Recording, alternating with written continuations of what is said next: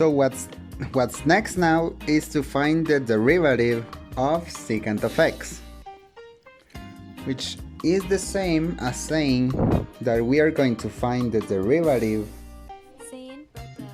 of the division between 1 over the cosine of x. Okay, now, so we solve this by all as the previous examples using the quotient rule. So the derivative of 1 is 0 multiplied by cosine of x minus our 1 that we had from before times the derivative of cosine of x, which is sine of x, negative sine of x. And since we already had a negative, the symbol will pass to a plus sign. And all of this over cosine squared of x. As you can see, the trigonometric identities are being used all over this place, so you must be learning them and know how to apply them. So now our multiplication of 0 times cosine of x is 0, so we leave the sine of x alone over the cosine squared of x.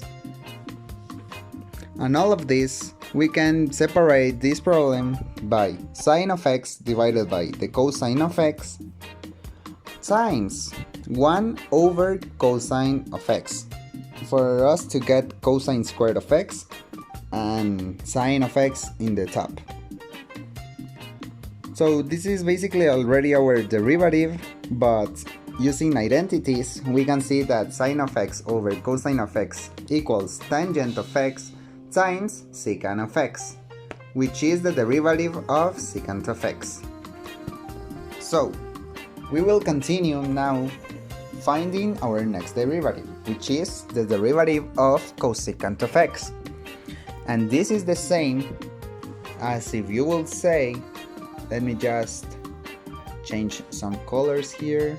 Yes, so it is the same as saying that we are going to find the derivative of 1 over the sine of x. So another time we will use quotient rule to find our result, and well, the derivative of 1 is 0 as well, multiplied now by the sine of x, and all of this subtracted by 1 times the derivative of sine of x, which is cosine of x.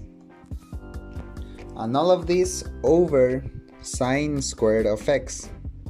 Now we just have to solve this, so what we are doing now is getting negative cosine of x. As we had before, there's a multiplication with a 0, so that cancels out.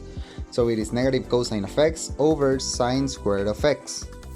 And all of this will be equal to the negative cosine of x over the sine of x times 1 over another sine of x, for us to separate the sine squared of x into 2.